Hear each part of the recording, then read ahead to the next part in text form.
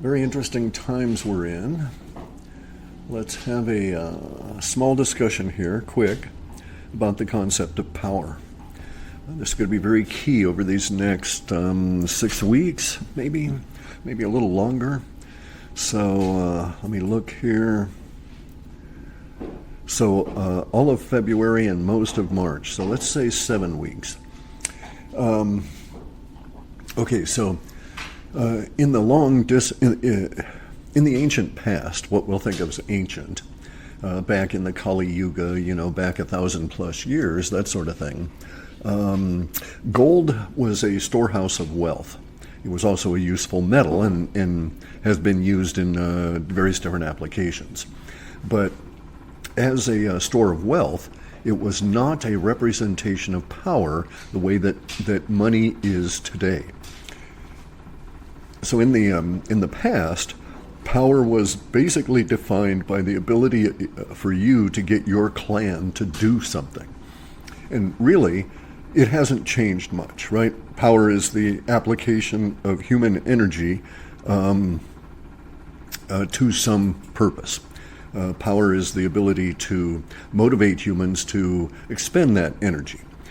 And these days, thanks to the Pharisees at the time of the Second Temple, when the demiurge took them over and started them worshiping the devil, we have this Babylonian money magic. Okay, so Jews I think they're like less than 1% of the whole population of the planet.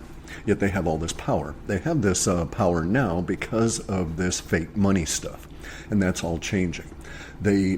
They use the fake money stuff to motivate the United States to support the petrodollar, and petrodollar by virtue of violence. So the people in the United States have American privilege. It doesn't matter what color you are or any of that kind of shit. You have American privilege because the rest of the world is being extorted and enslaved by the Pharisees, the Jews of the Second Temple that control Israel and all of Judaic society. They're enslaving the rest of the world to support the dollar that gives them their ability to express power now. So the Jews can't motivate me. I'm not going to go fight for the Jews. I don't give a shit about Israel. I will fight the Israelis and I will fight Jews, but I'm not fighting for them, right? But what gets them going is they have the money. And so they motivate people by saying, well, if you'll go fight and kill these other people, I'll give you money. And this was basically my dad's whole life, right? He was quite well aware of this, that he was fighting basically for the Jews and not for the United States. And there wasn't a whole lot he could do about it. He didn't put a lot of his thought and time into that. It wasn't appropriate at that time. Now we have to. Now I'm putting a lot of my time and thought into these kind of things because we are at this shift of the ages. This shift is shifting us out of this old style, this Babylonian money magic that goes back 6,000 years. So we're shedding the previous ages, Taurus and Pisces, as we move into Aquarius. Power in Aquarius is not going to be as we have seen in the past. So right now, most humans and a lot of Americans, there's a few Americans that grasp this, but not many, but most humans don't really recognize that all of power has shifted. Okay, no longer is money really a motivating power, a factor. Yes, you can get people to go and kill for you and do that kind of thing, but right now we have the emergence of a new force of power in the world. And whoever has these drones, whoever is building these drones and flying them around and keeping them up, that's the new power source on this planet. And this is a very interesting, exciting, chaotic, and dangerous time because of this aspect. In the past, power was directly applicable. So if you ran out of gold and you had the power of your clan, you would go and beat up some other clan and take their gold if you needed it. It was just basically the way the world operated. Is much more civilized than that, much more straightforward, and then it breaks down and it goes into that level of chaos. Then we arise in the new Babylonian money magic scheme. It lasts thousands of years, and now it's dying in this transition of the ages as new forms of power are emerging. So grasp this now, though. Old style power, the ability to embark a fleet of ships and men and sail across the ocean to some other country and then throw lots of lead and iron and steel at them until they submit, that kind of power is going away.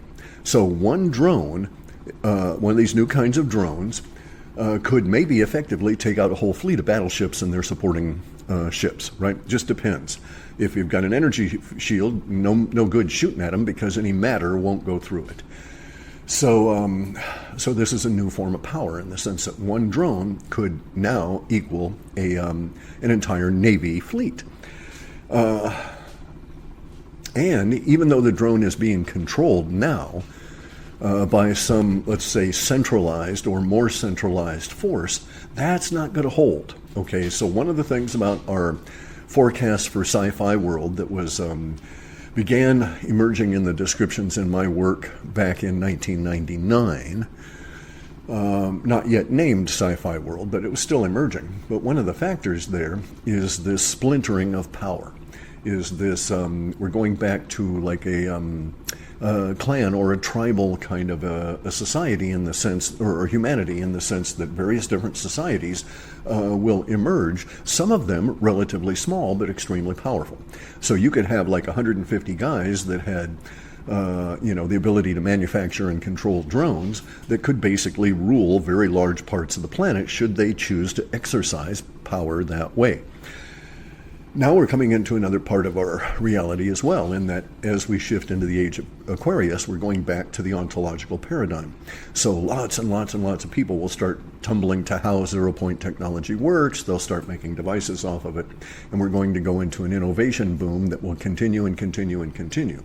And it's starting up now, but it's really going to be in force in about 20 years.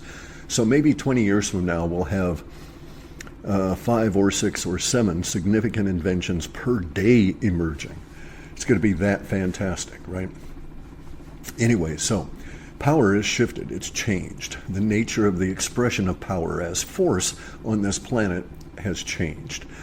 Military force has changed. So we're in the process of all of humanity accommodating the emergence into the age of Aquarius, and the thing that is changing within humanity relative to that is our understanding of and the ability to use power, to use force.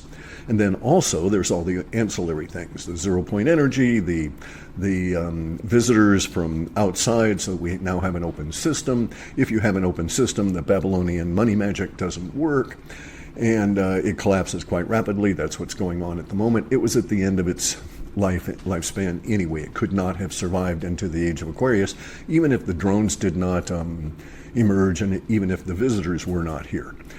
So this is a pretty cool time. It's going to be hugely chaotic, and you will be seeing, you are witnessing it now, as we have new expressions that will define how power is manifest and its effects.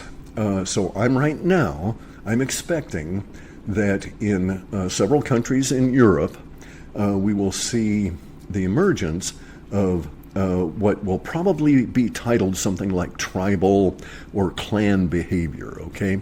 So the Pharisees, the Jew-controlled media, the mainstream media, will try and taint the upcoming violence and action and chaos and so forth as though it was some kind of a reversion back to like caveman days and that sort of thing, right?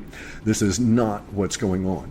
We're going to be witnessing power turned into force, and that force crudely applied. In my opinion, the crude part of it is really the aspect of it. That really annoys me, right? But anyway, we'll pass on that. I like force and power to be executed cleanly. Anyway, so we will see the emergence of individual people that will be far more powerful in the true sense of power, that is to say the ability to motivate people to take action and put their lives and energy into a project. These people will be emerging, the ones that can do this, these new powerful people. And we're going to find that individual people, collecting a clan around them, and avoiding all of the trappings of traditional establishment power will take over nations, all right? They will simply take over the nation because they're not going to give a damn about the government anymore. People are just going to go and do stuff, and the government's going to fall away because the government will try and prevent them from doing things, claiming it's the proper role of government to be doing this, that government owns that particular kind of an action, right? You can't feed the homeless because we own that, right? You can't shelter the ill or that sort of thing. And that's not going to wash. And people are just going to push back, and government will discover exactly how weak it is over these next couple of months. So it would not surprise me to see several national governments, especially in Europe, in major chaos to the point of trembling, almost ready to collapse by the time we get to spring. And then we will have the Reconquista, the uprising.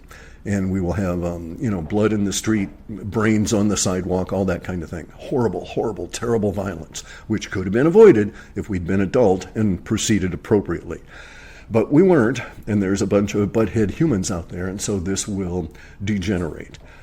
It's been in there, it's been foreseen. A lot of us guys have tried to prevent that. We now understand the true nature of these forces that go through humanity, and it's just not worth our effort to try and push it that way. So, we basically backed off on those sorts of things, as we have learned, right? We didn't know. Can you change the course of history? And there are things you can change, but these large movements are not possible to shift.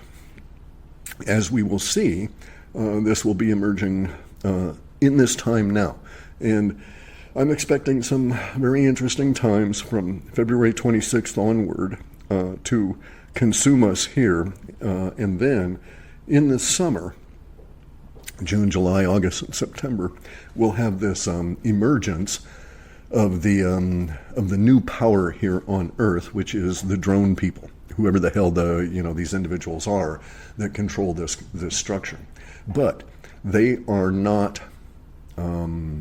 top dog, because ultimately the real source of power is the ability to motivate humans. And that's now coming out of the realm of the financial structure and the illusions of the Babylonian money magic, and it's going back to the nature of clans and affiliation and loyalty. And so it's a different world, people, and it's emerging around you, and it's going to be very, very, very chaotic. And you need to hold yourself tight and close and protect your loved ones because of the